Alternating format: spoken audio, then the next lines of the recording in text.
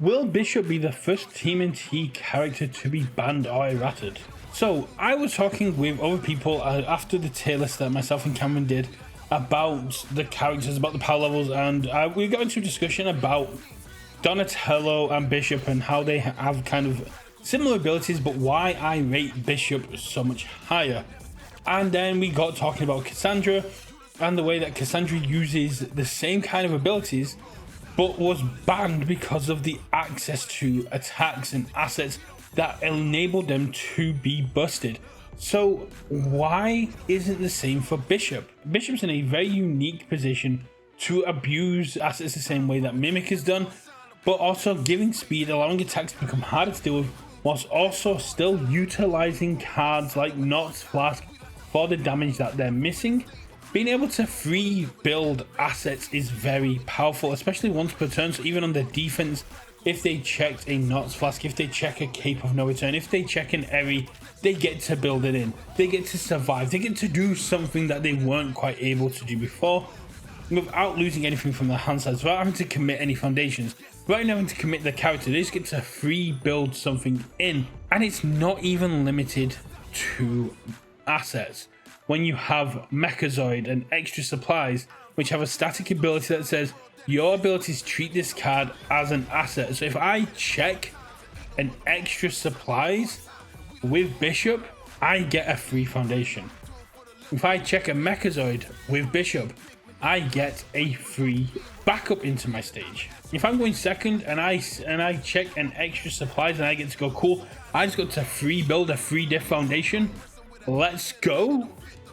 That's very powerful. That is absolutely beautiful. Being able to just start off with this additional resource, additional power that my opponents get access to, and all she is missing is one crazy asset, one crazy interaction from being errata'd or banned. And it's a dangerous situation to be in. Look at things like Spinning Swing, which gives you +1 speed to each asset in your technological advantage, which gives you draw power for having assets. Tool Toss, which gives you damage for having assets on a flip. But the big one being Machine Mayhem. A 6 mid, 6 damage stun 2 that allows you to commit assets as though they were foundations to pass the check of this card. Meaning I can use assets that have no intrinsical value to play this card and not go down a single defensive resource. That is absolutely nuts. And it also works for its defensive game. It's a 1 mid block that says I can commit assets to get through there. It means I couldn't survive in situations where I should be dead. Bishop is very powerful, and just like some other characters, this is the weakest she is ever going to be. At this time, her deck, her resources, we're still getting more cards coming from TMT. This is the weakest she's ever going to be.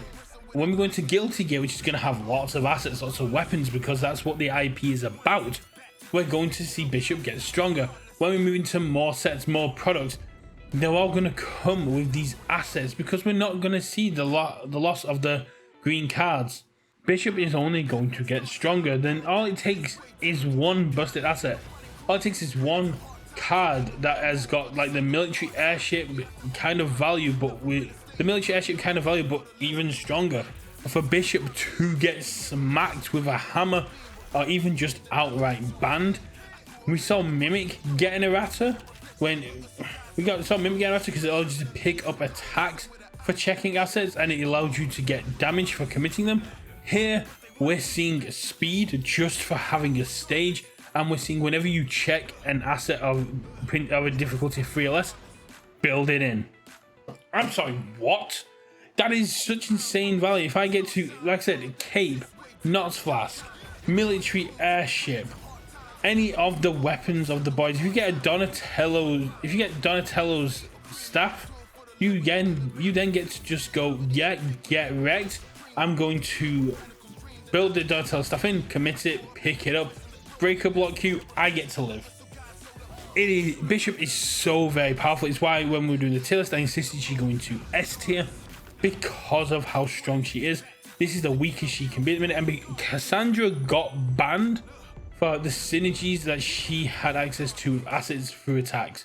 I would not be surprised if we see something similar with Bishop over the next 1-2 years, especially as we move into IPs that are going to be able to utilize assets a lot better. Let me know what you guys think in the comments. Well, is there a character that I've missed who could possibly be on the chopping block to get banned first? But to me, Bishop, robotics engineer, is the character to watch out for. This is the powerhouse of the set so far to me, and I think she is going to be an issue eventually. Let me know what you guys think in the comments below. Am I right? Am I wrong? And as I just said, is there anyone I should have be keeping an eye on more? I'll catch you all at game night. Bye.